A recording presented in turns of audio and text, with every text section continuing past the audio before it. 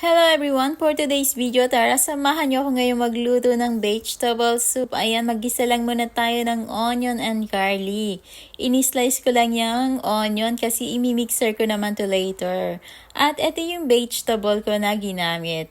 Potato at yung fennel. Masarap din yan guys, gawing vegetable salad. Pero ngayon, ginawa ko naman siyang soup. Masarap din kasi yan sa soup. At ayan guys, igisa lang muna natin ng konti. Then mag-additional tayo ng water para lumambot yung vegetable.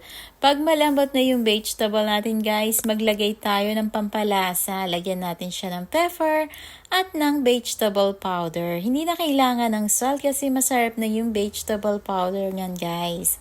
Then, pag malambot na yan guys at okay na yung lasa, i-mixer naman natin.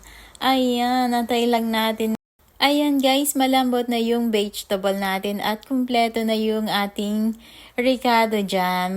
Malasa na din yan. At ngayon, imi-mixer naman natin.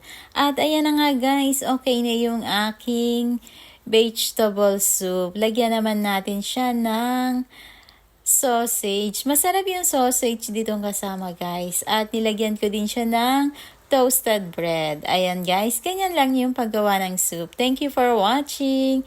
And let's eat everyone. See you on my next video guys.